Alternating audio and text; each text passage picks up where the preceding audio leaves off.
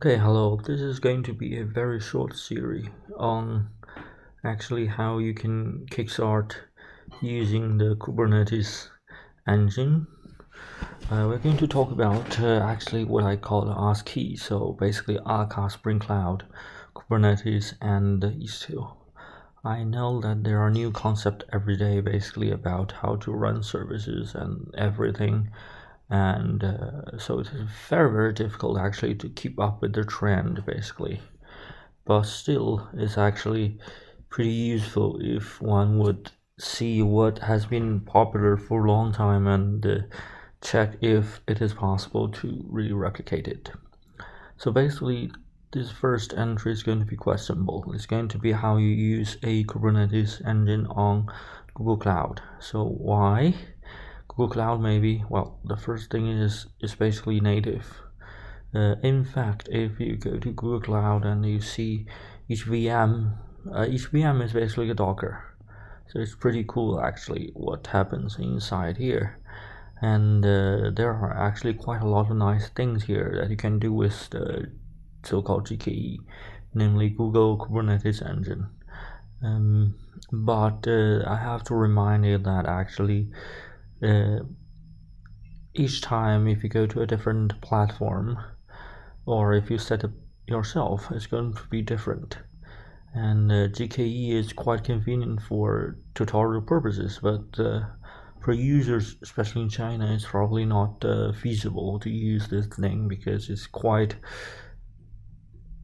difficult to get to the Google Cloud in China, and the VPN is not very steady. So the first thing that we want to do is we want to create a cluster. If you want to have a look at how you can do it, there is this GKE quick start thing here, which is not very difficult. Basically it says use this so-called Cloud Shell. I'm going to show you what is Cloud Shell here. This thing is basically the Cloud Shell here.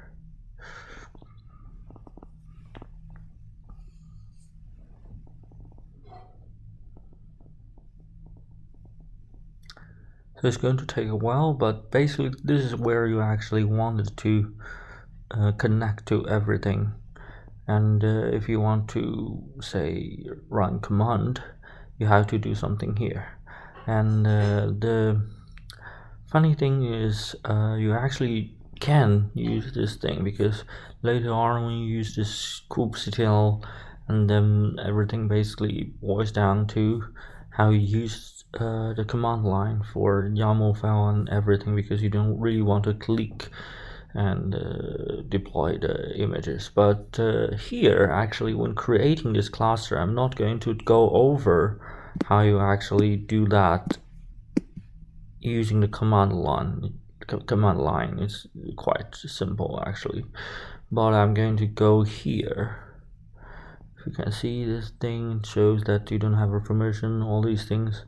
Is basically you can do this GKE, and first time you click on it, it's going to ask you to really actually allow for it. So basically you have to allow for this thing, Kubernetes Engine, and then you click on it.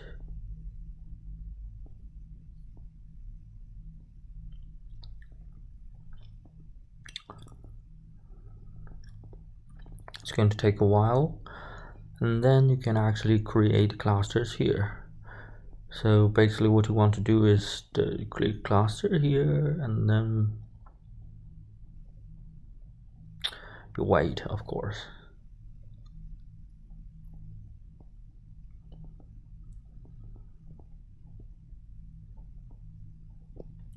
So here's everything that you can actually do with the whole thing, and here you can actually have quite a few examples here. GPU accelerated computing, for example, here all these things, and yeah, everything. And you can start here by say making a name. A zonal cluster is basically where you have to choose where you want it to be. Here you can choose quite a lot of places actually.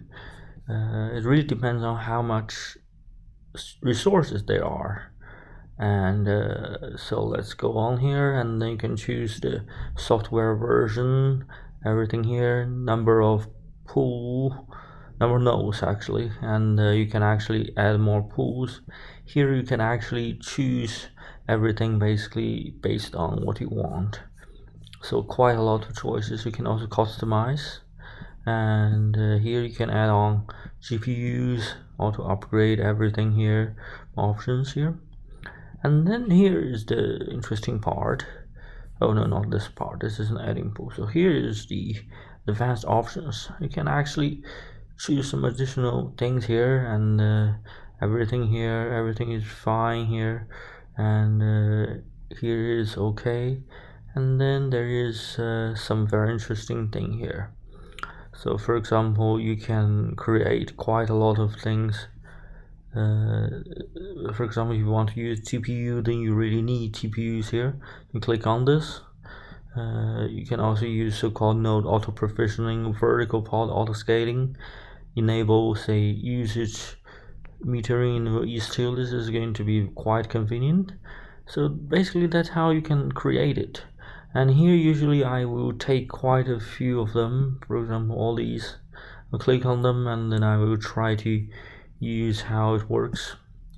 But here let's go back to the other thing, that if you want to use this meter, you do have to have this big table thing here. This is basically the Google version of HBase.